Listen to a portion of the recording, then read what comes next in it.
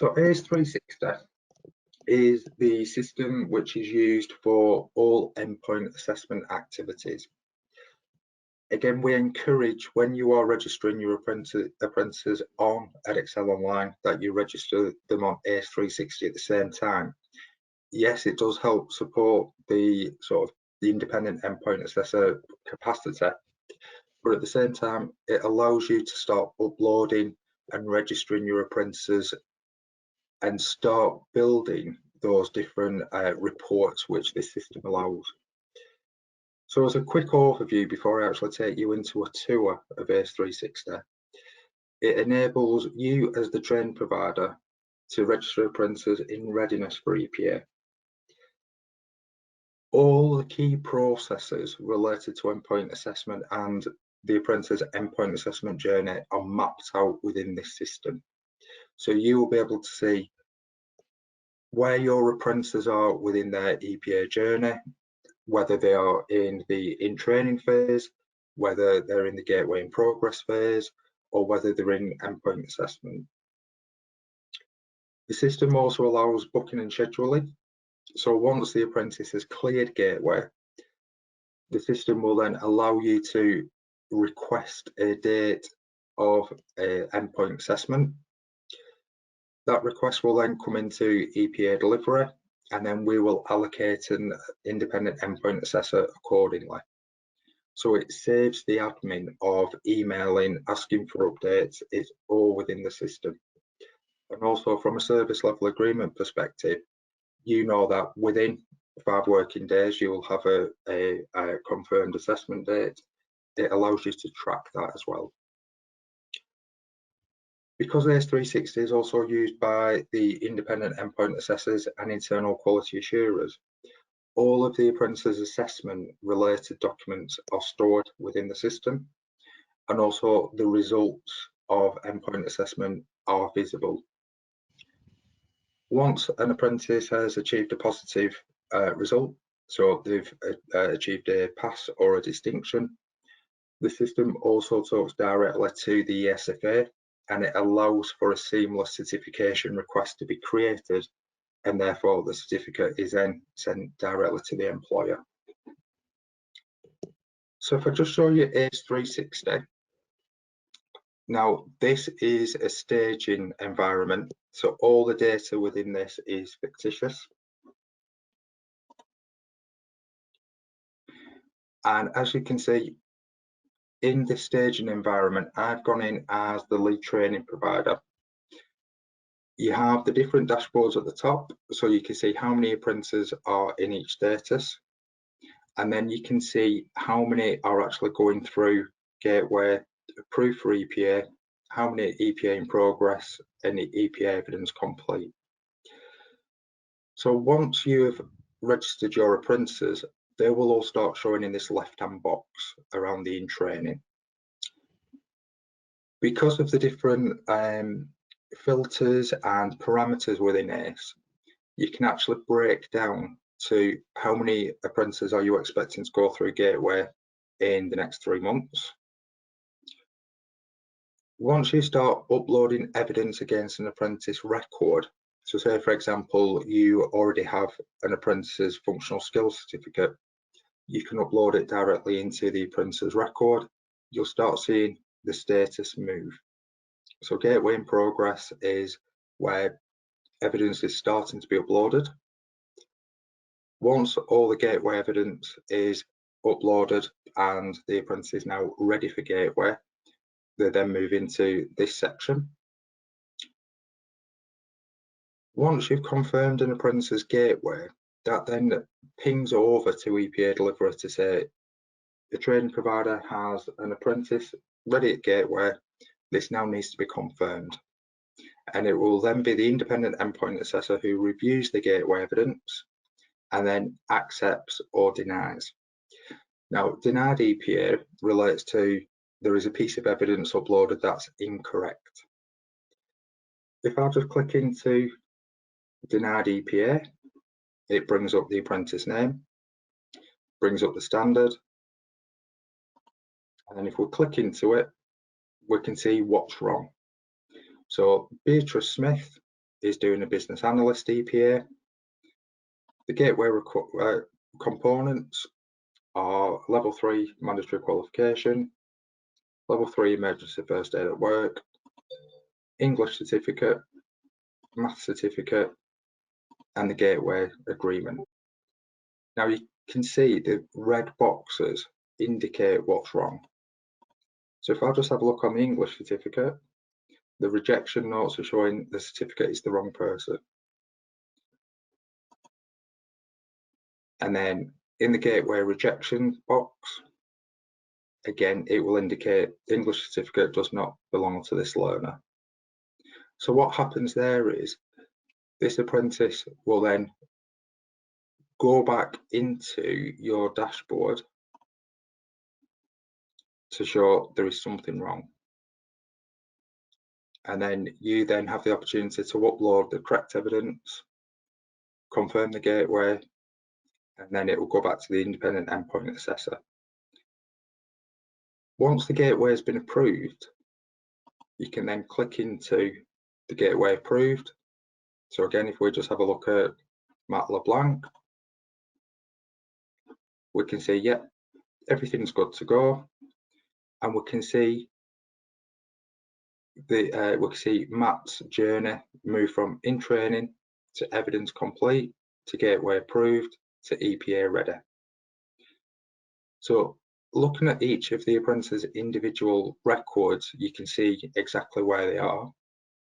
But then on the dashboard, this will just give you some top level data in case you need to report back to senior managers or report back to employers. Once apprentices have gone right the way through their endpoint assessment, we can then start looking and drilling down into the grades. So EPA passed, EPA failed. Like I said, because this is a staging environment, these figures will remain at 0. If for whatever reason an apprentice has failed, so they have failed the professional discussion, you can request a resit directly through the system. So again, it saves emailing into EPA delivery. Everything can be done directly through here. Now, there is what's known as a knowledge base, and I will show you that in a later slide. We've got lists of all accounts. So again, these are just apprentice names. We've then got reports, which I'm going to talk about a little later on. And then we've got activity logs. So the activity log is really, it's key if you have more than one administrator within your training provider, because you can see who has done what for which apprentice.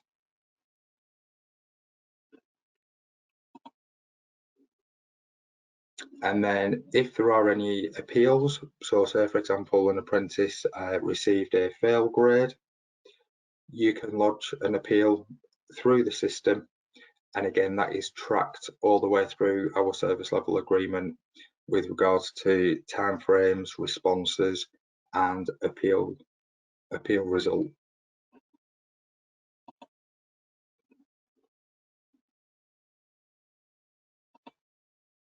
Okay, so with regards to the different resources for endpoint assessment, you will be issued with a specification and an EPA resource pack.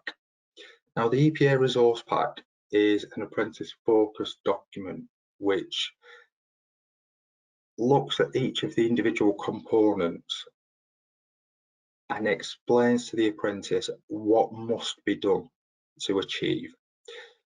It also includes guidance, instructions, and sort of templates that could be used to support effective preparation for endpoint assessment, but it is written in an apprentice-focused way. From your perspective as training providers and educators, it does hold all of the content that is required. So it is the one source of one document which is used for apprentices, training providers, independent endpoint assessors, and internal quality assurers. There is no separate documentation that independent endpoint assessors will use to grade apprentices. The grading will come directly from the information in the EPA resource pack. We'll also be producing a sample assessment material. So that is an indication of what to expect for the knowledge test. Portfolio evidence logs. So again, to focus the apprentice with regards to what criteria do I need to meet as part of the portfolio requirement. And then within ACE360, they have got all the different training guides that you will ever need. So because we're in a contract with ACE360, this system is not Pearson owned. So ACE360 are responsible for the onboarding of all customers, and they have their independent support teams. Pearson will be on hand to support with any sort of process queries or low-level queries, but if it is a technical one, then ACE360 have their own support guide. So as we can see, we've got training provider user guides. So if we just open that up, we've got things like setting up ACE360, linking to Pearson as a endpoint assessment organisation, how to add a new apprentice record, how to withdraw an apprentice, what does the dashboard mean, how do I export data, what is the shared documents area, how do I resubmit for gateway. And if we just click on one of these, it actually breaks it down in terms of what has to be done in a sort of tick list fashion. So it will take you through what gateway evidence is, how to upload it, what will change on your system once you've actioned something,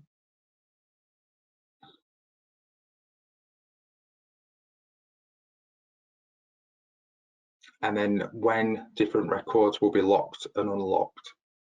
So ACE360 is a self-auditing system, one for a better word. So if an apprentice record is unlocked to you as the training provider, it will be locked to Pearson as an endpoint assessment organisation. It's only when you as a training provider have fulfilled everything you need to do and confirmed, i.e. gateway, that the apprentice record will then become locked to you but unlocked to Pearson. And the reason they do that is to ensure there is a clear separation of activities. So no endpoint assessment can happen unless the apprentice has been confirmed for gateway. So that's one of the reasons the system locks the different views for that reason. And then when we're talking about the scheduling, again, there is a guide on how to use the scheduling, how to review a booking, manage a booking, what the different statuses mean, how to edit a booking or even cancel a booking. So again, it's the one system where everything can be managed from.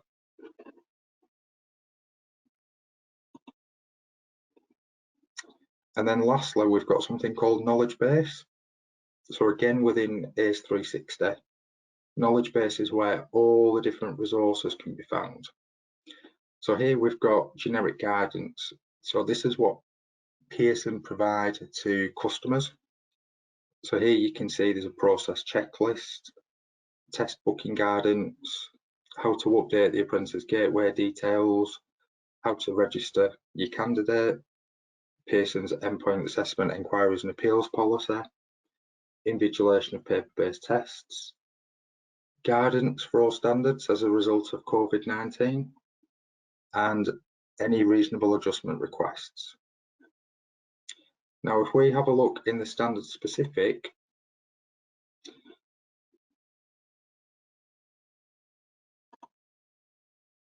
here in the pharmacy technician, so the integrated EPA, you'll be able to see the specification. And then as more and more materials are created, they will then be uploaded into the relevant EPA section. Just as a point to note, if you are only using Pearson as your endpoint assessment for pharmacy, you will only get access to the pharmacy standard materials. But if you're using Pearson for customer service, healthcare support worker, you will have access to the customer service and healthcare support worker materials within knowledge base.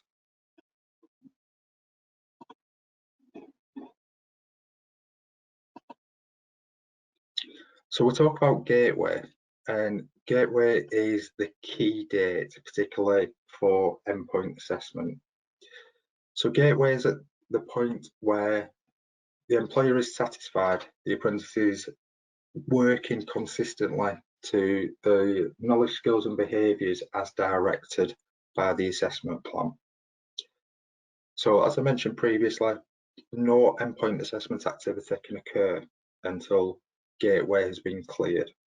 So if we have a look at the Level 2 Pharmacy Services Assistant EPA, what is required for Gateway is confirmation through a declaration document that the apprentice is consistently working at the Level 2 or above of the standard. And that is evidenced through a document which requires a signature from the training provider and the apprentice. Now, in current times, it may not always be possible to get wet signatures, so we can accept digital signatures, verbal authentications, email authentications. In addition, functional skills at Level 1 need to be evidenced and uploaded, and evidence of Level 2 being attempted.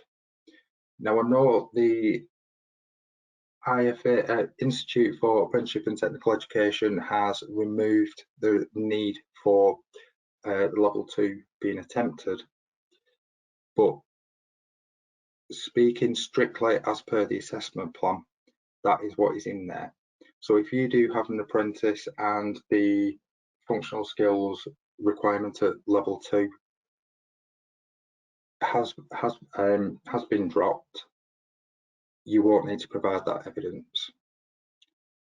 And then lastly, the portfolio of evidence needs to be uploaded, and again that is in preparation for the professional discussion. So it's only when all of those criteria have been met that the independent endpoint assessor will confirm that the apprentice is now approved for EPA, and it's in that approved for EPA period that the knowledge test can be booked and the remaining assessment components scheduled. Now for the pharmacy technician, it is slightly different. So referring back to what Rahman was saying with regards to claiming units, we require the standards verifier to have undertaken their standards verification activities prior to Gateway. And once the SV has completed their activities, the units on Edexcel Online for Unit 1 to 21 needs to be claimed. Once you've claimed those units on Edexcel Online, we then need a copy of the summary results. So on the award screen on Edexcel Online, there is a PDF button which will allow you to save a copy of the apprentice's record and the units that you are claiming. It is that document that needs to be uploaded into WAIS 360. In addition, we need a completed Gateway declaration document. We need the portfolio, again for the professional discussion, and the evidence of achievement, so functional skills at Level 2. Now, because this EPA is at Level 3, apprentices must have achieved functional skills at Level 2 to be able to progress. Now, I'm just going to go back into this record because I appreciate the Gateway components on the screen. You can't make out what they are.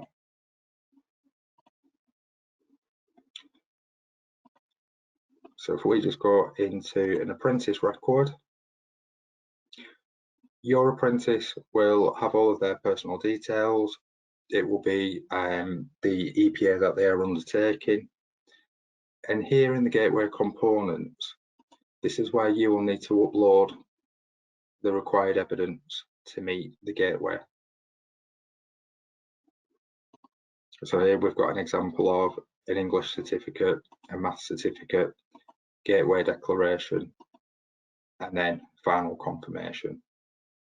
So it's only when you as the training provider has uploaded the required evidence and the independent endpoint assessor has reviewed the evidence and confirmed, you'll then see the status moves to gateway approved, and they are now in the EPA ready stage.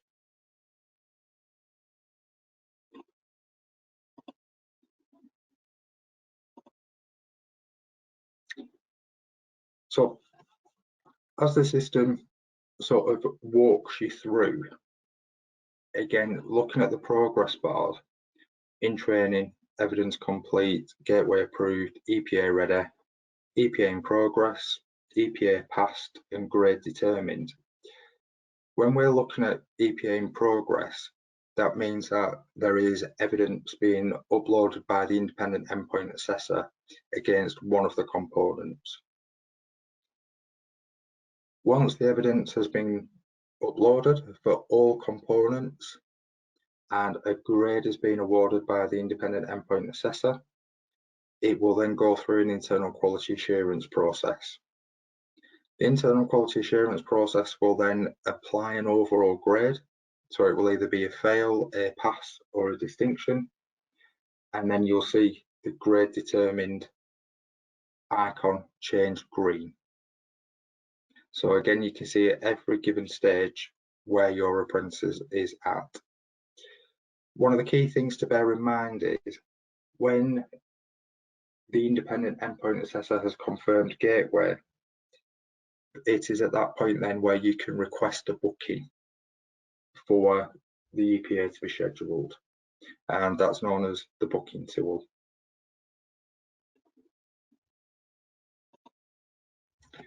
So with regards to reporting, ACE360 has two different types of report.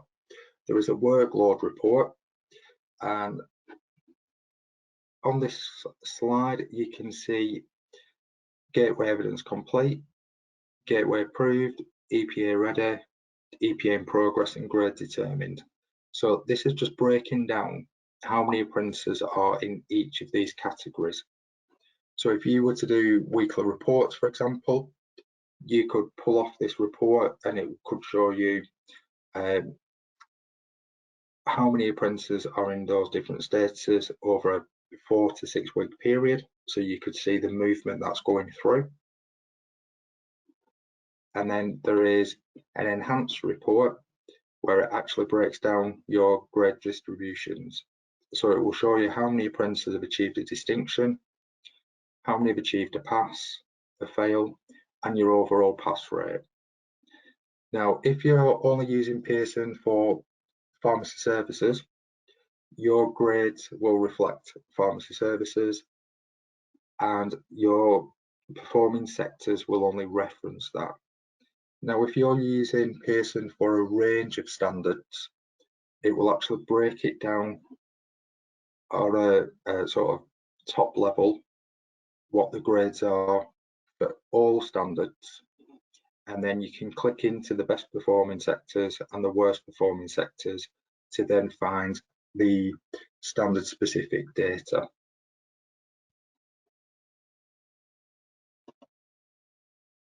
So I think it's really important just to explain a little bit about the role of the endpoint assessor. So the endpoint assessor is responsible for the apprentice's EPA journey post gateway. So the independent endpoint assessor cannot get involved when the apprentice is still in the on program phase or in the gateway preparation phase.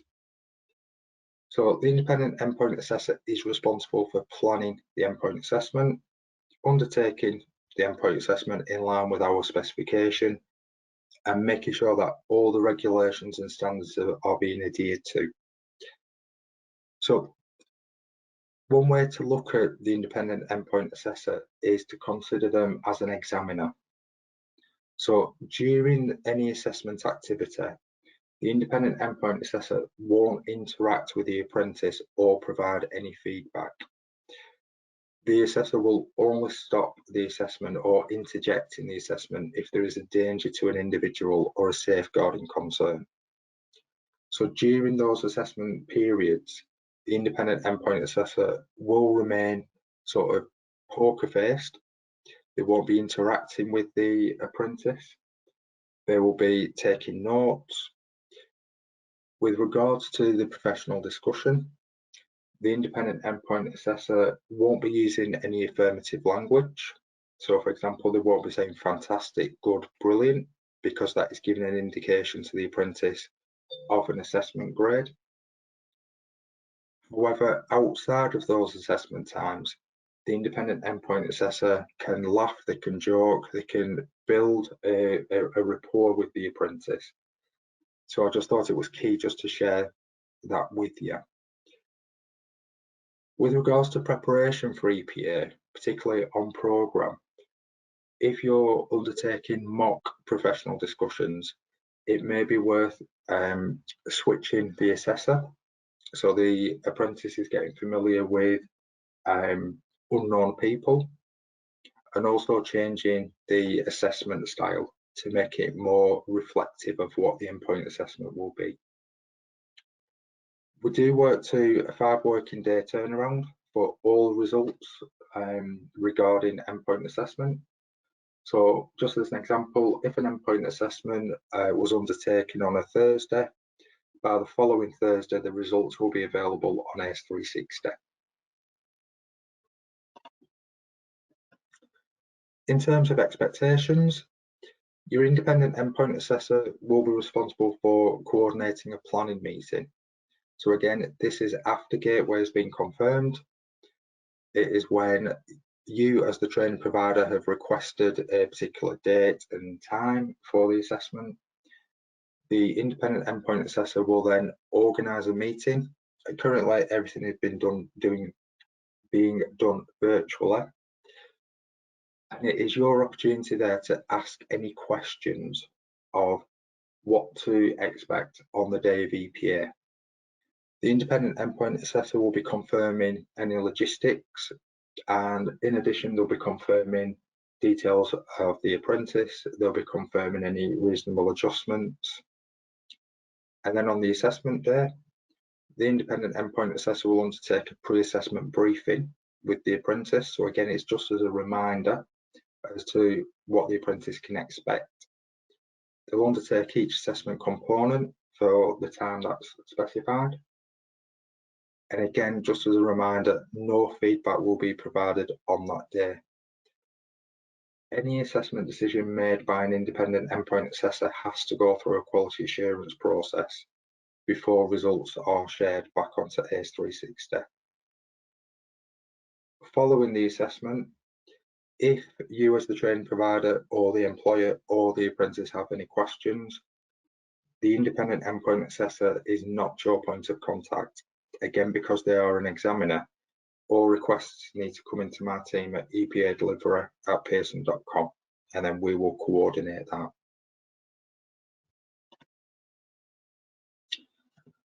When we talk about results and certification, for the pharmacy technician non-integrated, claiming results is business as usual.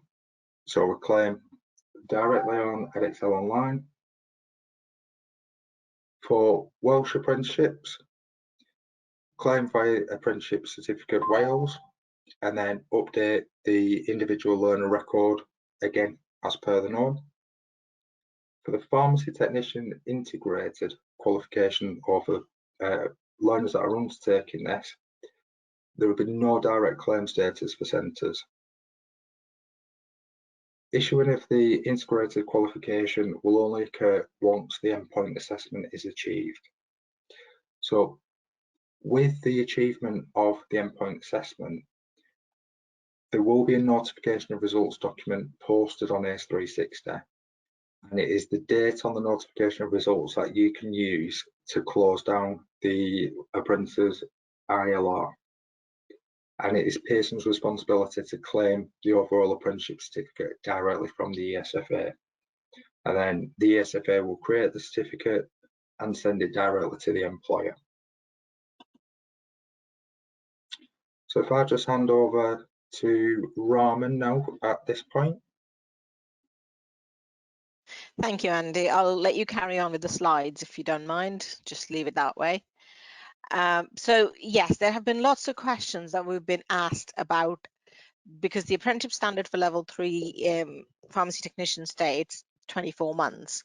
However, I just want to confirm that we have in writing from the EQA for the pharmacy technician that the learners, if they're ready, it's up to the employer to judge. If they're ready at 21 months and meet all the gateway requirements, they can be put for the endpoint assessment. However, as you all know, for the pharmacy technician, the minimum requirement that is there is the 24 months that they need to have the experience, work experience, because they have to confirm for the registration the 1260 hours. So even though they might complete the EPA, they shouldn't complete the apprenticeship as a whole until they've completed that 24 months, if that makes sense.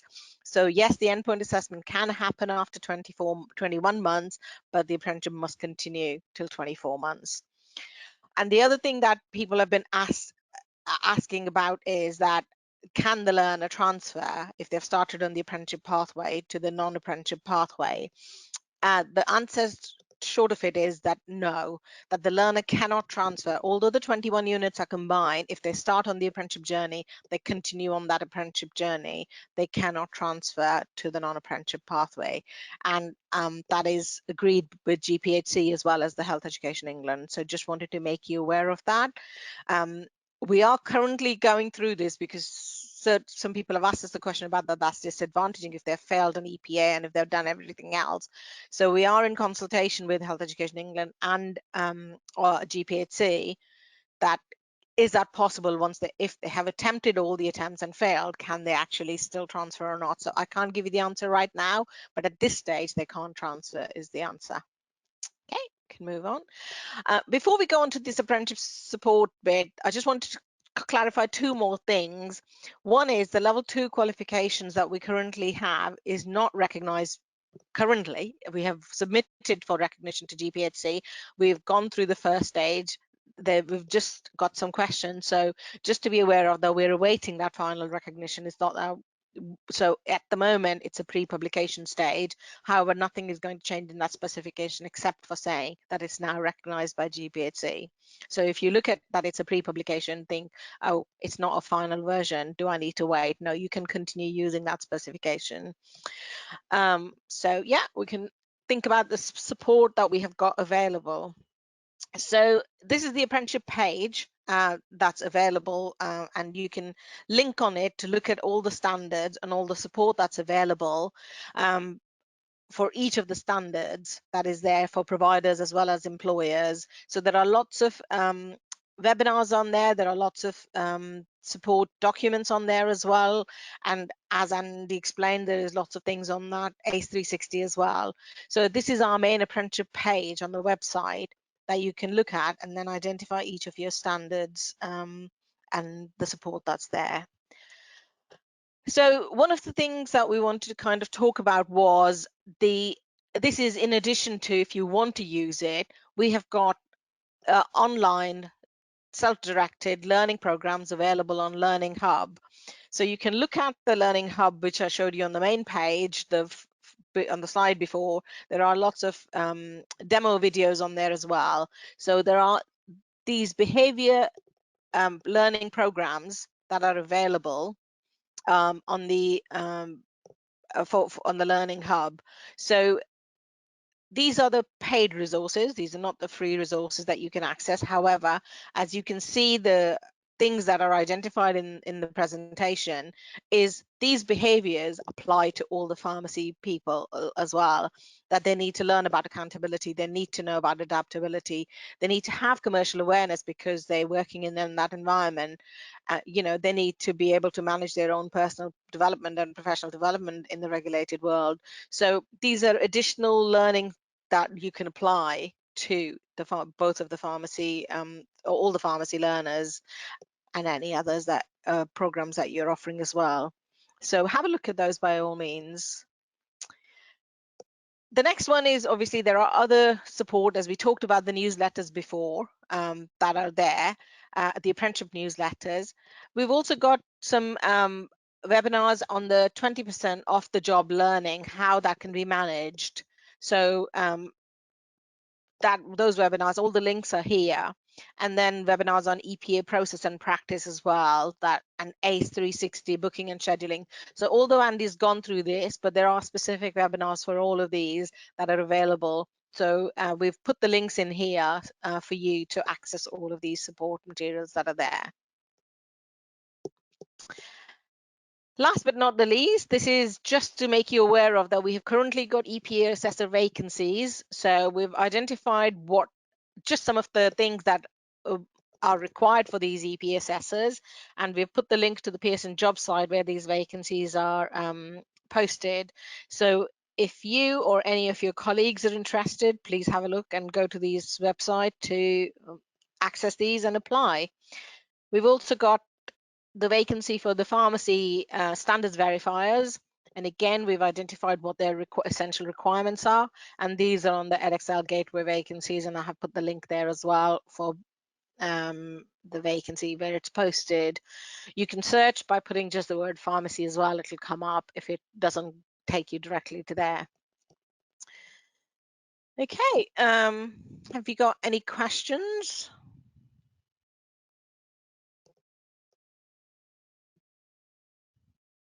I've got just a little bit more to go through after the questions, but I'll pause for a bit. You can pose the questions in the question box.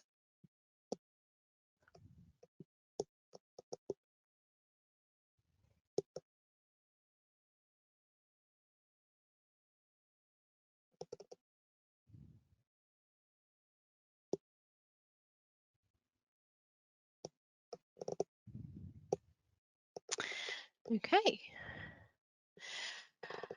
Can you use RPL from level 2 to level 3 or A-level chemistry? Again, it's a good question. You have to look at the individual criteria.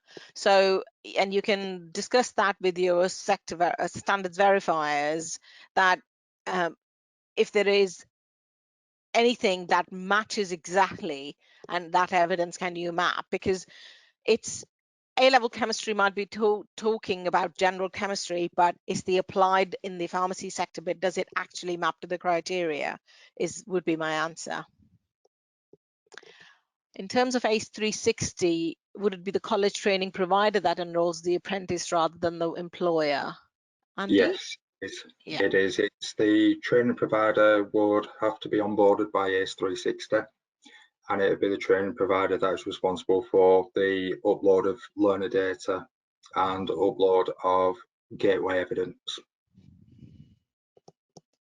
Okay.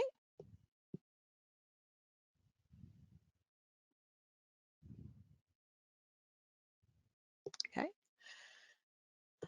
I'm going to talk a little bit about the COVID-19 approaches, because I know COVID hit us really badly. And although pharmacy was one of the places that continued and still continued supporting the learners, however, we don't know what situation we will be in. So we have started planning for the 2020-21 cohort and started talking to Ofqual as well as GPHC.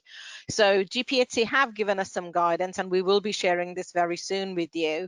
But the general approaches that we're discussing with GPHC, for example, as well as Ofqual, is that what happens if the learner is not able to access the placement? You know, the answer to short of that is that we would advise that the learners, employers, encourage employers to apply the same health and safety risk assessments that they would do with their employees, with the learners as well, because some of the learners might be employed, some might be on placement, we don't know. So if they're on placement, they should consider them as the same, and the learners should also abide by those health and safety risk assessment to make sure that they can still access the placement. But if there is no access to placement, then unfortunately delay might be the only option. But you must document the evidence that why the learner was not able to access that, because GPHC for a level 3 pharmacy technician, for example, has got that the trainee needs to register within 5 years rule, so that might impact. So I know it's not going to take 5 years, but I think it's learners' personal circumstances might impact. So I think it's best to record that, and then so that you can have those conversations with GPHC. So that's the GPHC advice currently. And then it's things like if the observations can't be done because the assessors can't access as well, because the assessors are not allowed to go in.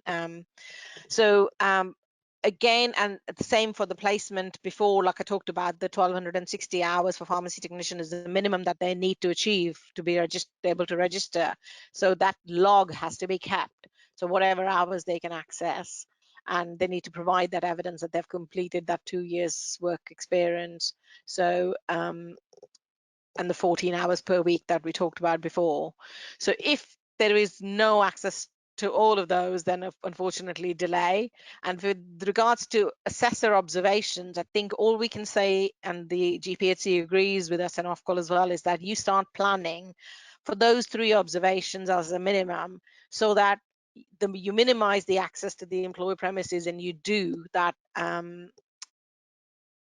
observation in the best effective way when you get that access at a time. And you can even do things like, only the same assessor goes to that place, for example. You can do that planning so that not many people are going in, so that it limits that exposure.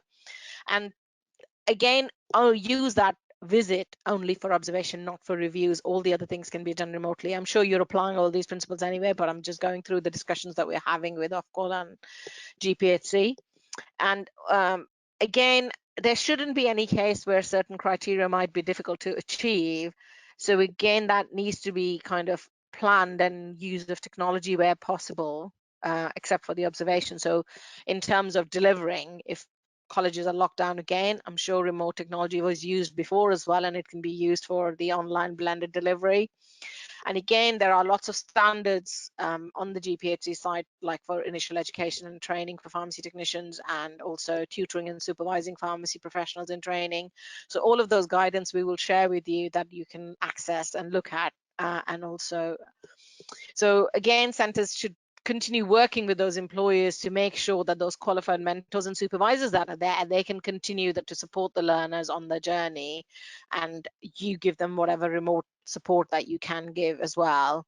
And again, last but not the least, is always, if there is a delay, then the recording of that evidence is the key, that there should be documented evidence if you're delaying for the reasons and what impact it has on the trainee as well in terms of registration as well going forward for level 3. Again, talking about the assessment, obviously the skills for health assessment principles and these qualifications are observation obviously is the key, but again, in these circumstances you can use the expert witness testimony, because like we've said, in exceptional circumstances. So but again, because it's only minimum 3 required, you can plan for those. But if the learner, obviously there are no learners that are going to be completing, but for the old qualifications, you can consider the expert witness testimonies. And then those key personnel who are going to provide that key expert witness testimony, you need to start training them so that they can provide a robust expert witness testimony and not just sign off a tick box competence, I should say. I know that doesn't happen in the sector, but just pointing that out. So these are some of the approaches that we're discussing. And if you think there are anything else that you did face the challenge with or might face the challenge, then do please either raise it now or share it with us later on, then we can consider those as well, and in our discussions with Ofqual and GPHC before the guidance is finalized. Okay, there's another question that has just come up, which is about What happens if there are not sufficient endpoint assessors to allow candidate to undertake the EPA within 3 months? Andy, that's a question for you.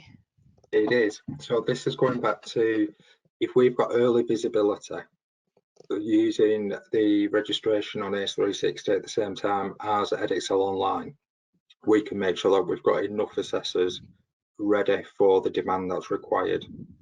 We're already aware that there's going to be sort of peak months of activity.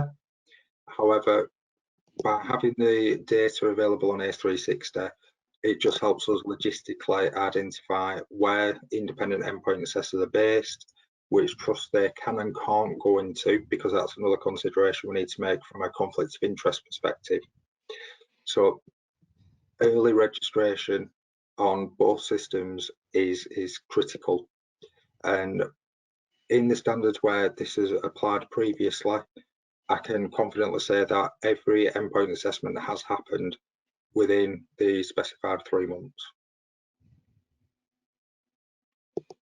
And just to add to that, Helen, hence the request and sharing the EPA Assessor vacancies. And also, I think we've talked about before that within the NHS, we can do partnership agreements that within the regions with the Health Education England.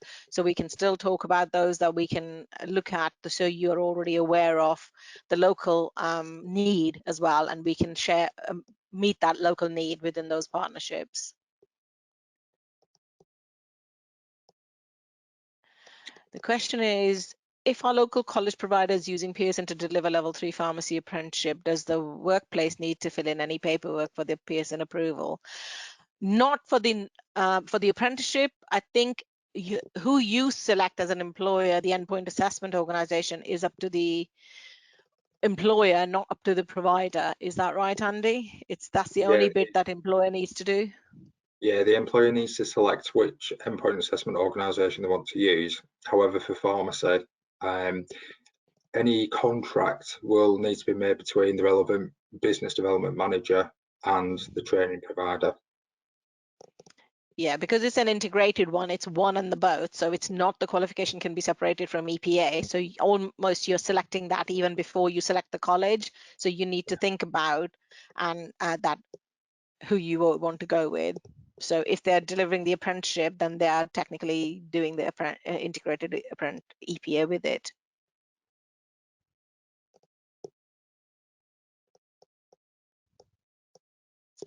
Okay.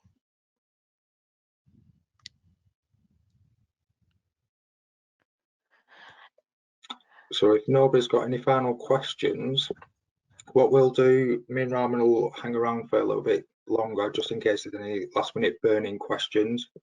But if not, I'd just like to thank you for your time. I hope you found it useful and I hope you have a good rest of the afternoon. Yeah, thank you very much for attending, and we will provide the recording, and we've answered most of the questions, so we're not taking anything back. However, if you think of any other questions even after now, you can either use your CRM portal to even pose the questions, or I think most of you, those who are here, have got my personal email address as well. So by all means, or I would suggest that if you've been allocated NSV, please talk to the SSV as well. So I think it's important that you start building that relationship if you're new to our centres, but those of you who've worked with us would probably already know that, so that they can answer your questions and they can support you through this journey. Thank you.